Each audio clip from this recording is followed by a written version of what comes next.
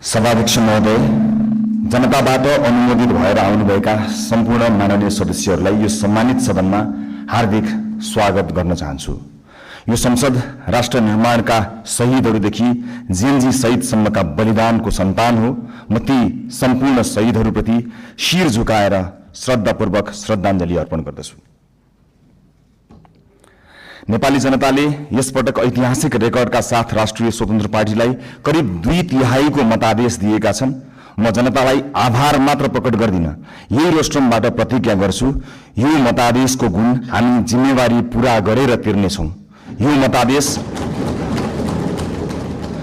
मतादेशमा जनताको आशा पनि छ, आक्रोश पनि छ।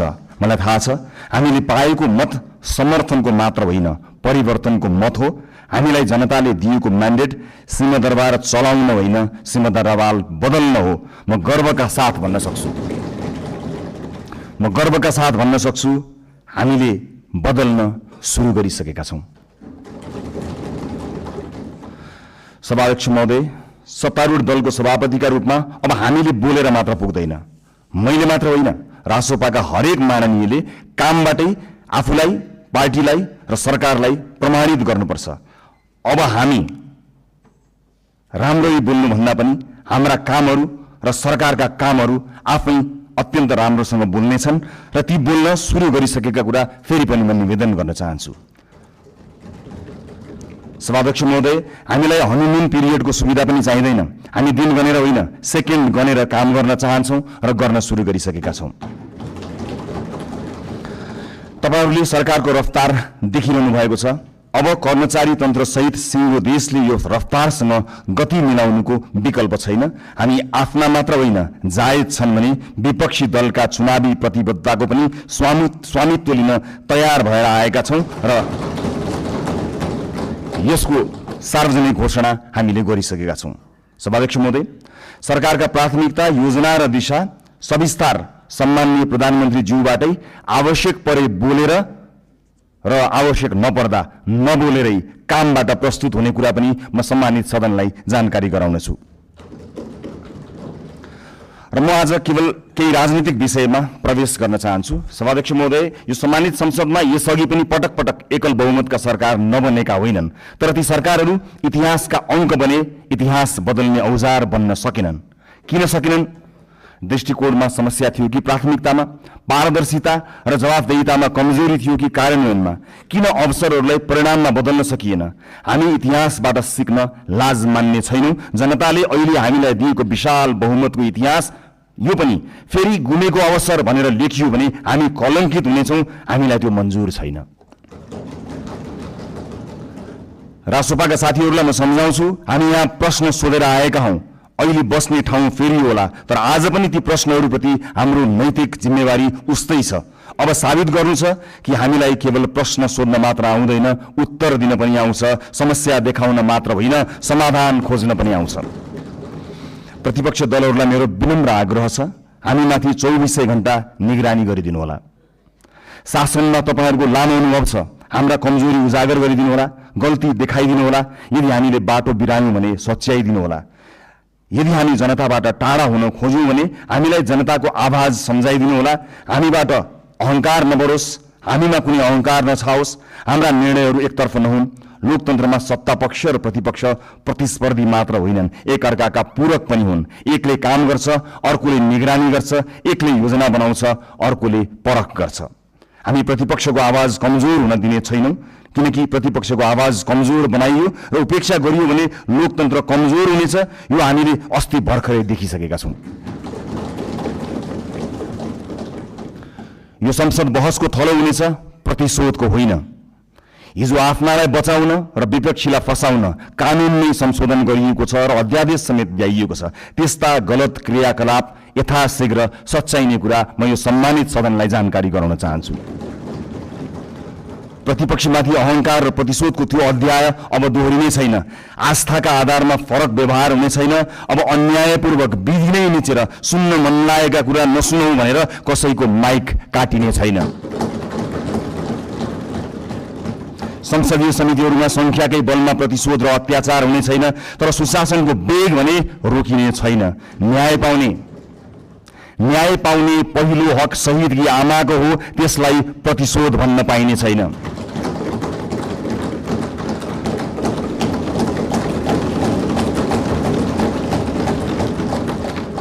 यो सरकार जेएनजी विद्रोहको पनि सन्तान हो। हिजो संविधान र कानूनको आवरणमा नेता र पार्टीका सिफारिसबाट नियुक्ति लिएकाहरूले स्वैच्छिक रूपमा राजीनामा दिँदै विधिको पालना गर्नमा सहयोग गरिदिनु हुन म अपिल गर्न चाहन्छु। सरकार नयाँ नीति, कानून, मापदण्ड र मान्यताका आधारमा स्वच्छ र प्रतिस्पर्धात्मक नियुक्ति प्रक्रिया लागू गर्न चाहन्छ। हिजो नियुक्ति लिएका सार्वजनिक सेवा र निकायका पदाधिकारीहरूले स्वेच्छाले मार्ग प्रशस्त गरिदिनु हुनेछ भन्ने अपेक्षा पनि गर्दछु।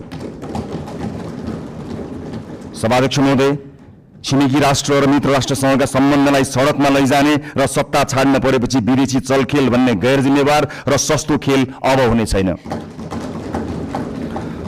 प्रतिपक्षलाई समेत साथमा लिएर हामी मित्रवत, सहकार्यपूर्ण र पारदर्शी परराष्ट्र नीति तय गर्नेछौँ। त्यो रणनीतिक र दीर्घकालीन सोचमा आधारित हुनेछ। व्यापार, लगानी, शिक्षा, पर्यटन र प्रविधि मैत्री हुनेछ। त्यसले पहिला राष्ट्रहित र त्योसँगै अन्तर्राष्ट्रिय सम्बन्धमा विश्वास र स्थायित्व सुनिश्चित गर्नेछ। स्वदेशी र विदेशी लगानीकर्तालाई यही रोस्ट्रमबाट मेरो अपिल छ, अब नेपाल लगानीका लागि पूर्ण सुरक्षित छ, किनकि राजनीतिक स्थिरता, कानूनी सुरक्षा र पारदर्शी प्रशासनको हामी ग्यारेन्टी गर्छौं।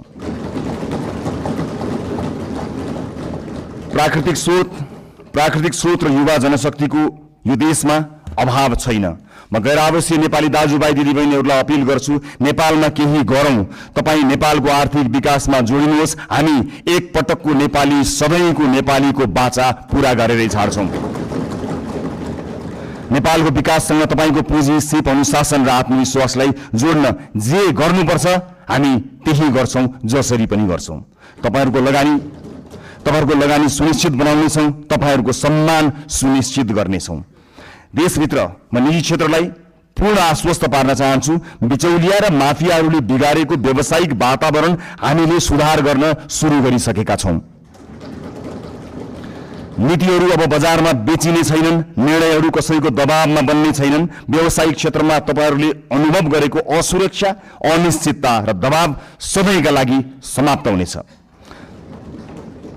बिचौलिया र माफियागिरी अब रहने छैनन्। समान अवसर, पारदर्शिता, निष्पक्षता र व्यावसायिक स्वतन्त्रताको जिम्मा हामी लिन्छौँ, सरकारले लिन्छ।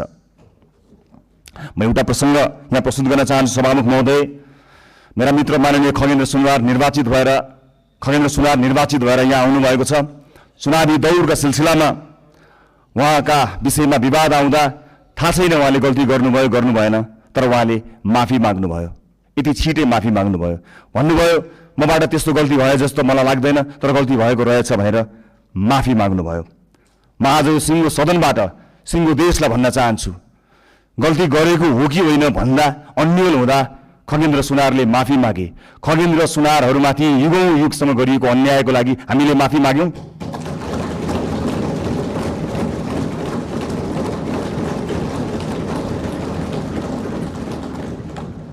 यो देशको दलित समुदायलाई मैले आज सार्वजनिक क्षमा याचनाका साथ केही भन्नु छ। यो सरकार शताब्दीदेखिको विभेदको, अन्यायको, अत्याचारको इतिहाससँग पहिलो पटक सामूहिक र सार्वजनिक माफी माग्दैछ, त्यो पनि यो सदनबाट।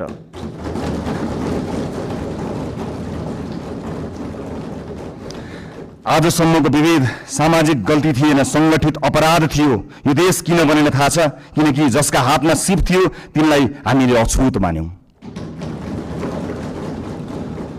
अब कुनै पनि नेपाली जातका नाममा झुक्नु पर्ने छैन। म सिङ्गो पार्टी, सम्माननीय प्रधानमन्त्रीज्यू, सरकारको तर्फबाट पनि माफी माग्छौं र यो माफीको मूल्य अब न्यायले गर्नेछ भन्ने कुरा पनि सुनिश्चित गर्न चाहन्छु। यो रोस्ट्रमबाट मैले आमा र दिदीबहिनीहरूलाई पनि केही भन्नु छ। यो देशमा तपाईहरूले सबैभन्दा धेरै जिम्मेवारी बोकेर पनि सबैभन्दा कम अवसर पाउनुभयो। घर सम्हाल्नुभयो, परिवार बचाउनुभयो, समाज चलाउनुभयो, तर त्यसलाई काम मानिएन। महिलालाई अवसर अब अनुग्रह होइन, अधिकार हुनेछ। हामी सुनिश्चित गर्नेछौँ शिक्षा र रोजगारीमा बराबर पहुँच, राज्यका हरेक तहमा अर्थपूर्ण प्रतिनिधित्व, कर्मस्थल र समाजमा सुरक्षा र सम्मान, अनि महिला विरुद्धका हिंसामा शून्य सहनशीलता। कुनै छोरीले अब आफ्नो सपना सानो बनाउनु पर्ने छैन। अबको यात्रा केवल समानताको होइन, सशक्तिकरणको हुनेछ। सँगसँगै ज्येष्ठ नागरिकहरूको आर्थिक सुरक्षा, सामाजिक कल्याण र आत्मसम्मान पनि हाम्रो कर्तव्य हुनेछ। आजको संसदको जनादेशका वास्तविक रचयिता हुनुहुन्छ वैदेशिक रोजगारमा रहेका नेपाली दाजुभाइ दिदीबहिनीहरू। यो देशमा आजसम्म सधैँ तपाईहरूले पठाएको रेमिटेन्सको कुरा भयो, तर आज म पैसाको होइन, तपाईहरूले तिर्नुभएको व्यक्तिगत मूल्यको कुरा गर्छु।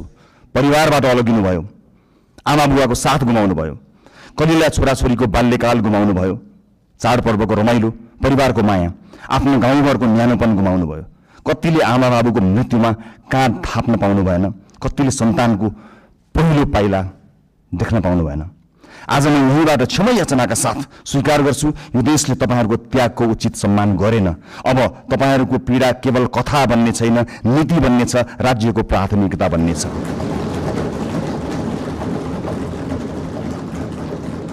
बिचौलिया र श्रम माफिया अब कारबाहीका भागीदार हुनेछन्। अबको नीति तथा कार्यक्रम र बजेट तपाईहरूको हुनेछ। खाडी क्षेत्रमा अब जाने हाम्रा राजदूतहरू बिचौलियासँगको डिनर टेबलमा होइन, श्रमिकका शिविरहरूमा भेटिनेछन्।